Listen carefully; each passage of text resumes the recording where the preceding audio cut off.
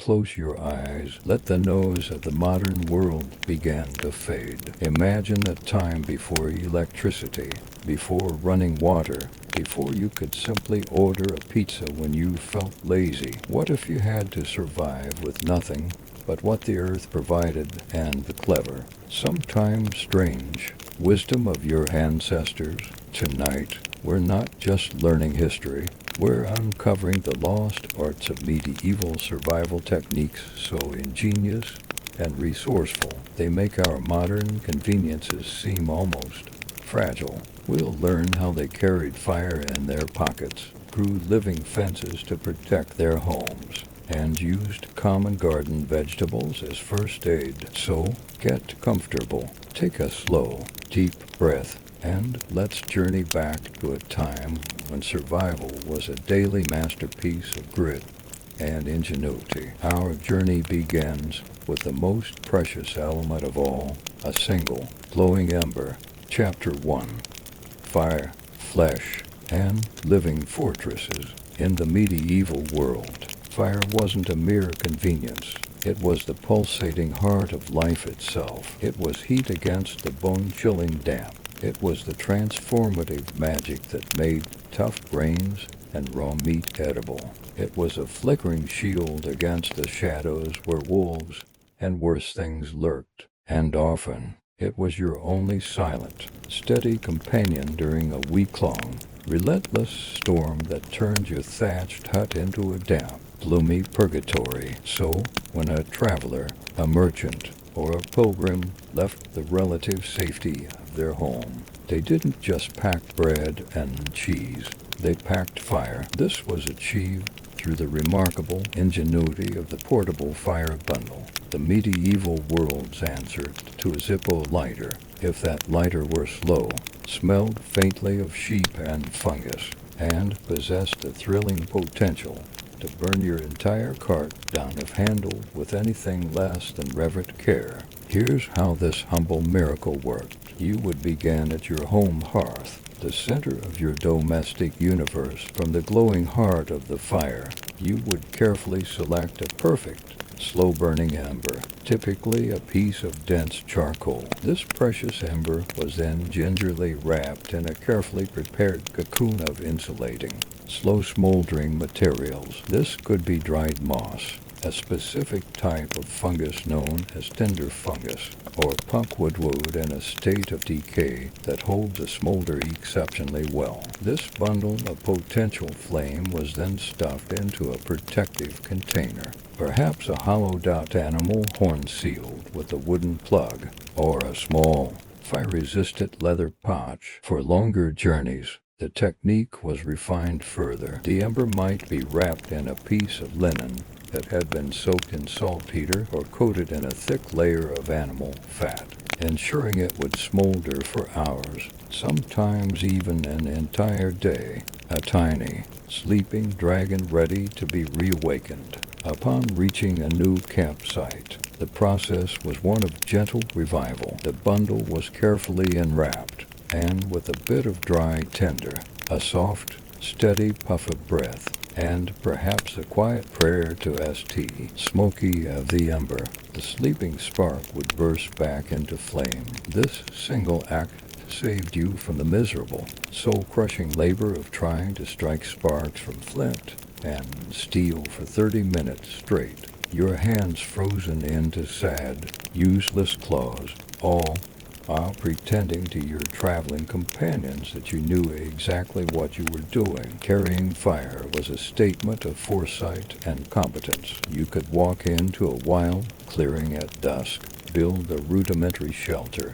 unpack your moss-wrapped miracle, and have a roaring fire ready for soup, warmth, and dramatic shadow puppet storytelling before the last light faded. It was a technology of community. 2. You could even hand a prepared bundle to a neighbor on their way to the market, a literal passing of the torch, because no one wanted to be the poor soul who had to beg for a light at dusk, a request often met with social awkwardness and the cutting remark, "Should have packed your moss, Gerald." Just as precious, portable fire was preserved food, and in a world without refrigeration, meat was the ultimate challenge. Today, we think of smoking meat as a culinary art, something you do on a fancy grill with a beer in hand and mild barbecue delusions. But in the Middle Ages, smoke wasn't for flavor,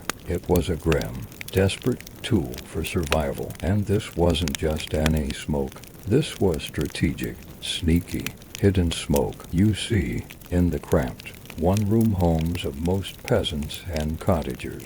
With their open central hearths, meat wasn't proudly displayed above the fire like a trophy in a fantasy movie that would cook it too quickly and expose it to thieves both human and animal. Instead, it was hung behind the fire, or more often, tucked high up in the dark, smoky rafters, well out of reach of opportunistic animals, curious children, and that one neighbor who always seemed to show up right around dinner time. Why up in the rafters? Because that's where the cool, dense smoke from the hearth would slowly drift, rising through the house day and night, wrapping itself like a ghostly shroud around whatever unfortunate chicken, side of bacon, or whole pig you'd manage to obtain. Over days, weeks, and even months, this constant, gentle bathing in smoke would work its magic. It slowly dehydrated the meat,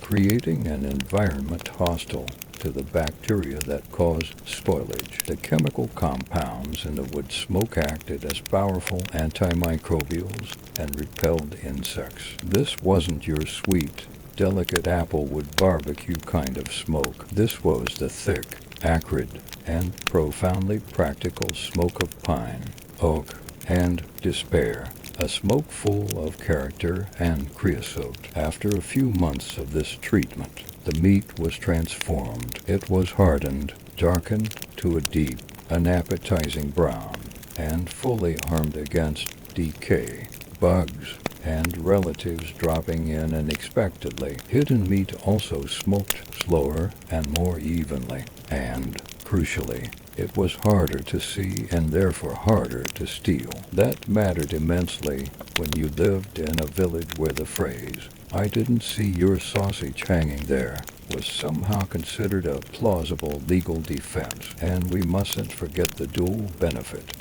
While the meat slowly cured, the smoke-filled house stayed warm and remarkably pest-resistant. Nothing says cozy medieval evening quite like sitting under a slowly smoldering ham in a room filled with eye-watering smoke and a profound sense of hope.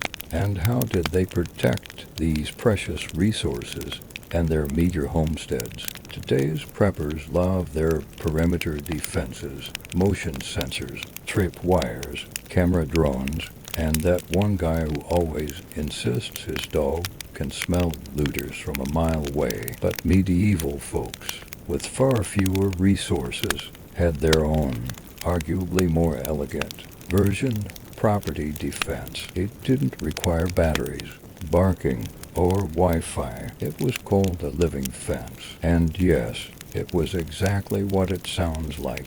A wall that grew itself. Imagine trying to keep your precious cows in and your neighbor's destructive children out without using expensive lumber, forged nails, or constant, exhausting yelling. The solution was brilliant in its simplicity. Grow your wall. Living fences, also known as hedgerows, were created by planting fast-growing, pliable, and often thorny trees like willow, hawthorn, hazel, or the viciously spiky blackthorn, very close together in a dense line. As the saplings grew, you didn't just let them shoot upward like a line of overachieving weeds. This was an active, ongoing process of cultivation and control. You would bend, weave, and interlace the young, flexible branches into a thick, snarled, impenetrable hedge that could stop a determined pig in its tracks, redirect a flock of wandering geese, and absolutely ruin a would-be thief's evening, not to mention his tunic. It was not just effective, It was elegant in a spiky, rustic, borderline violent sort of way. A more advanced technique was called laying the hedge. This involved partially cutting the trunks of the young trees near the base and carefully bending them over sideways, almost horizontally, without killing them. This encouraged a dense explosion of new vertical growth from the bent trunk, while the original stem remained alive and part of the structure. Over years of this practice, the hedge would become a living, tangled fortress, thicker and stronger than any deadwood fence, unlike wooden fences that rot, collapse, and invite every carpenter in the village to give you an unaffordable quote. These living hedgerows became thicker, denser, and more impenetrable with each passing year. Medieval farmers weren't just building walls. They were cultivating organic fortresses. They also served multiple synergistic roles. Birds nested in their thorny protection. Pollinators loved the blossoms, and their deep root systems prevented soil erosion. Basically, they were medieval multi-tools. If your multi-tool also had thorns, bees, and the occasional hidden ferret, they were also beautiful. Some of the ancient hedgerows still visible in the English countryside today are over 700 years old, meaning they have quietly outlived wars, kings, plagues, and several attempts at Brexit. Chapter 2. Forgotten Daily Wisdom. The quiet, persistent ingenuity of medieval life extended far beyond the grand, dramatic gestures of hunting and fortification. It permeated the smallest, most mundane corners of the home, transforming everyday objects and simple, readily available materials into surprisingly effective solutions for life's constant, nagging challenges. It was a world of micro-innovations, born not in a laboratory, but from the crucible of daily necessity. Take cookware, for example, the humble clay pot that was the centerpiece of every kitchen in an age before the slick, miraculous surface of Teflon and the endless promises of non-stick coatings. How did a medieval cook prevent their precious, hard-earned porridge, a thick stew of oats or barley, from permanently fusing to the bottom of a coarse, porous clay pot? The answer was a testament to patience, foresight, and a great deal of elbow grease.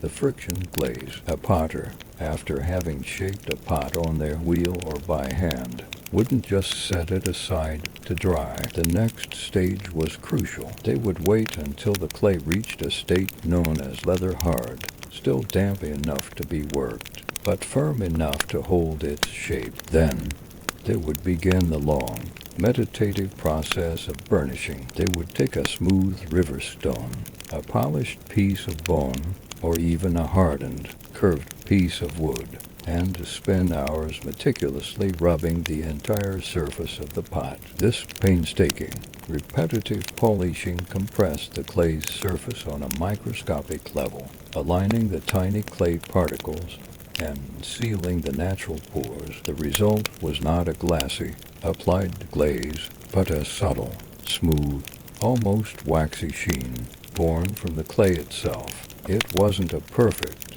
impenetrable barrier, and it certainly wasn't magic. A distracted cook could still scorch their stew, but it dramatically reduced the amount of food that would stick, making the pot significantly easier to clean, a crucial advantage when every drop of water had to be hauled from a well or stream, and it also made the pottery itself less porous and therefore more durable and less likely to crack. It was a simple, laborious, but surprisingly effective trick. Some potters even enhanced the effect by coating their freshly burnished pots with a thin layer of animal fat before the final firing in the kiln, creating a primitive, baked-on seasoning that further sealed the surface. In a world where most objects were rough, wooden, or gray, a burnished, shiny cooking pot was a small point of pride, the medieval equivalent of high-end kitchen bling.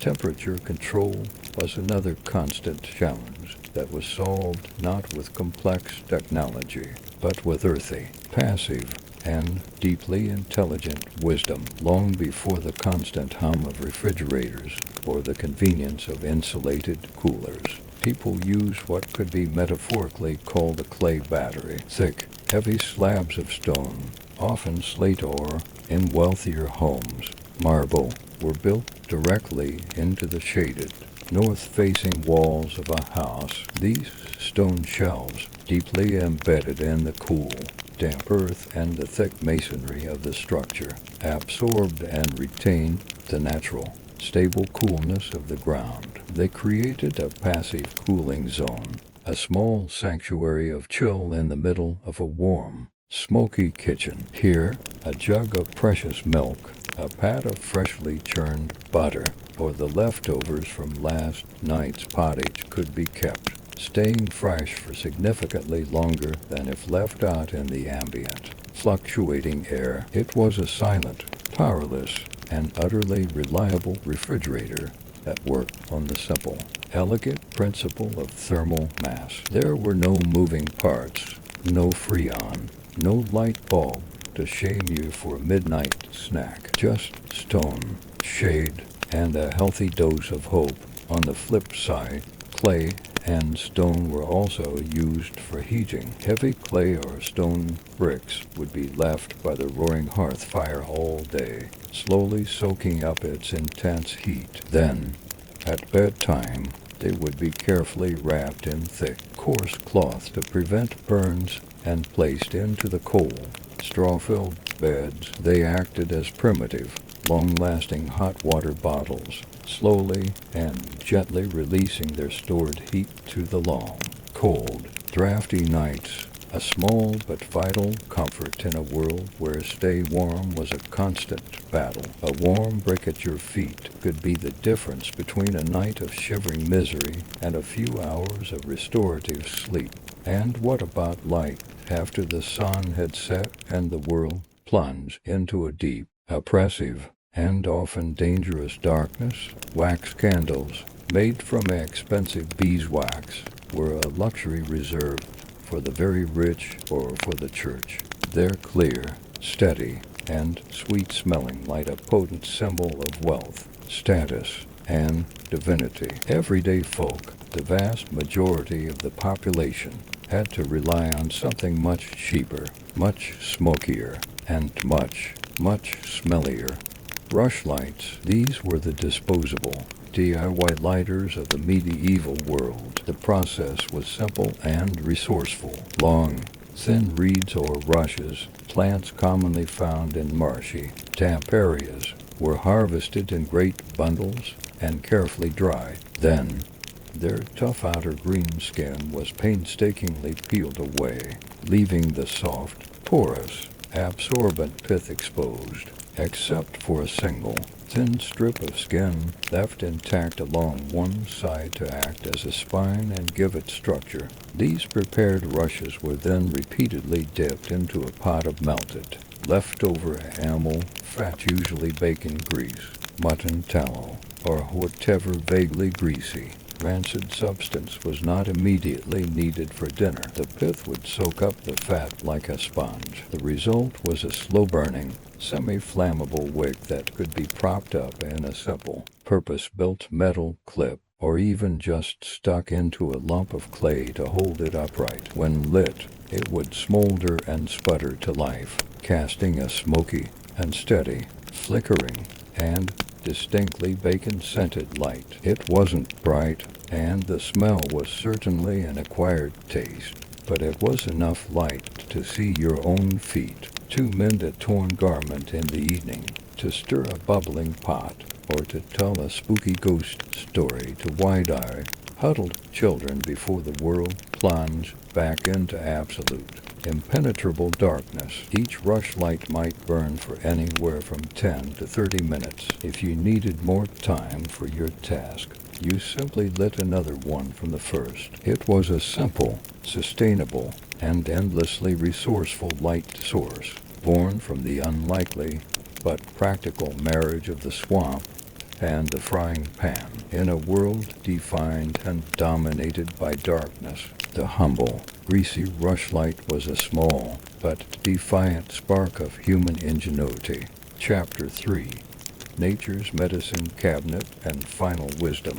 When illness or injury, the unwelcome and constant companions of medieval life, inevitably struck, a peasant didn't have the luxury of a gleaming pharmacy or a sterile doctor's office. There were no antibiotics, no painkillers in a bottle, no neatly packaged bandages. Their first line of defense, their entire medicine cabinet, was the living, breathing, and often forgiving world around them. The fields, the forests, and the humble, hard-working garden patch behind their wattle-and dog cottage, one of the most common, widespread, and surprisingly effective folk remedies, a piece of wisdom likely passed down through countless generations of mothers and healers, was the humble cabbage leaf for a twisted ankle that had swollen to the size of a small melon, a deep, angry purple bruise from a misplaced hammer blow, an inflamed, arthritic joint that ached with every change in the weather, or a mysterious, itchy skin irritation. A large, cool cabbage leaf was the go-to prescription. The process was as simple as it was intuitive. A fresh, crisp outer leaf would be taken from the cabbage head. It would then be slightly crushed or rolled with a bowl, a smooth stone, or the handle of a knife to break the tough veins and release its natural healing juices. This prepared leaf was then applied directly to the afflicted area as a natural, soothing, cooling compress, often held in place with a clean strip of linen or, in a pinch, just tucked under a piece of clothing.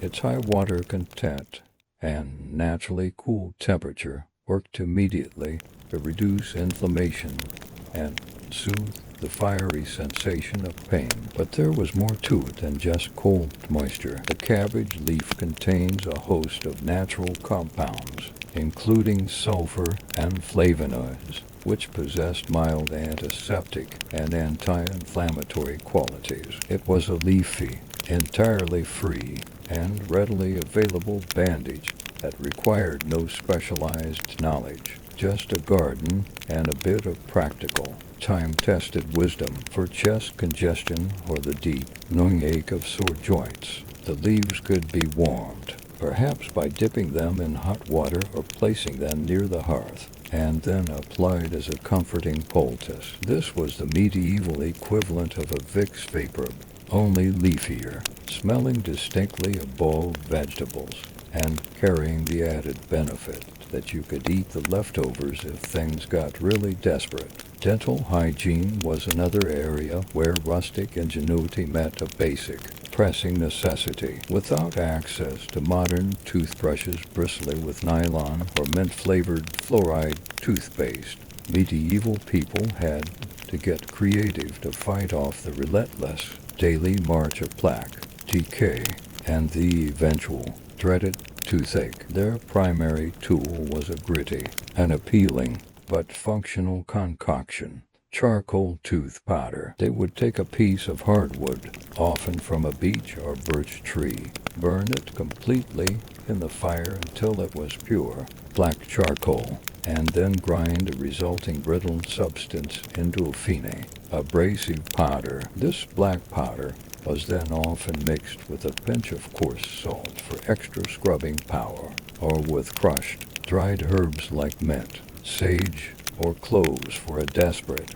and likely futile, attempt at freshening the breath. This gritty, dark mixture was then applied directly to the teeth. The application method was simple, either with a damp finger or with a chew stick, a small twig, often from a willow or hazel tree, that had been chewed at one end until it frayed into a fan of primitive, woody bristles. It was undoubtedly a harsh, unpleasant experience that surely tasted like a mouthful of bonfire, but it was remarkably effective at polishing away surface stains and scrubbing off food buildup. It was a harsh, but necessary daily a weekly ritual in a world where the only real alternative to a persistent toothache was a terrifying, white-knuckled visit to the local barber surgeon or, in many villages, the blacksmith. These individuals would extract the offending tooth with a pair of rusty, formidable pliers, a strong arm, a sturdy knee for leverage, and absolutely no form of anesthesia seen in that harsh light, a daily scrubbing with a mouthful of ash and salt seen like a very small price to pay for dental peace. And finally, how did our medieval ancestors, in a world without the certainties of maps, compasses, or GPS, navigate the often featureless and treacherous landscapes they inhabited, especially in the thick, disorienting, and chilling fogs that so often blanketed the hills and valleys of northern Europe? They used one of their most finely tuned, yet for us, often overlooked, senses, their ears. The lost art of sound navigation was a crucial and life-saving survival skill, a mental map built not of lines and symbols, but of tones, echoes, and rhythms. A traveler, lost in the thick, soupy mist on a desolate moor or deep within a dense, silent forest, would stand perfectly still and simply listen. The distinct, sonorous, and far-carrying toll of a distant church bell was not just a call to prayer. It was an auditory lighthouse, its familiar tone, pitch, and direction guiding a lost and anxious traveler back towards the warmth and safety of a known village. The clanging of heavy cowbells or the lighter, more frantic bleating of sheep bells on a wandering herd could lead a farmer back to a familiar pasture, or at least confirm that he was heading in the right general direction, assuming, of course, that he didn't follow the wrong herd and end up in his rival Gerald's field yet again. Along dangerous, winding forest paths or high, treacherous mountain passes, strategically placed auditory markers might be used. These could be clappers made of wood, gongs, or even simple wind chimes fashioned from metal scraps, hung from trees to mark the trail. Their sudden, unexpected clattering on the wind would be a welcome and reassuring sign that you were on a path someone had traveled before and, hopefully, survived. Fishermen caught in a sudden, blinding sea fog would use horns, blowing long, low notes into the whiteness and listening intently, with the echo bouncing back from the coastline to find the entrance to a harbor. Even the mundane sounds of civilization itself were vital navigational aids. The distant, collective barking of a village's dogs, the rhythmic, metallic clang of a blacksmith's hammer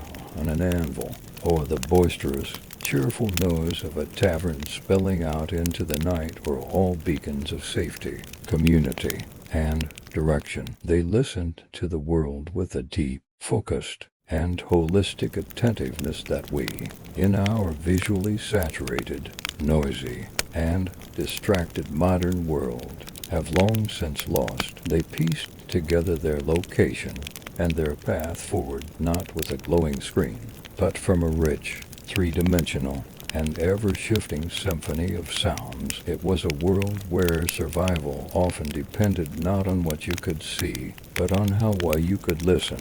And so, as the last rushlight sputters its final, smoky breath, and the deep red embers of the hearth glow softly in the impenetrable dark, the medieval world settles into a profound and ancient quiet. The day's labor, a constant negotiation with the earth, is done. The living fence stands its silent guard. The precious preserved food waits patiently in the rafters for the lean, cold months ahead. It was a life of constant, unyielding effort, of frequent struggle, and of surprising, beautiful cleverness. It was a life lived in close and thinking harmony with the powerful rhythms of the earth. As you now let your own modern world fade away, feel a sense of that quiet, deep-seated resilience, The knowledge that even with the simplest and most humble of tools, humanity found a way to not only endure, but to create, to connect, and finally to rest.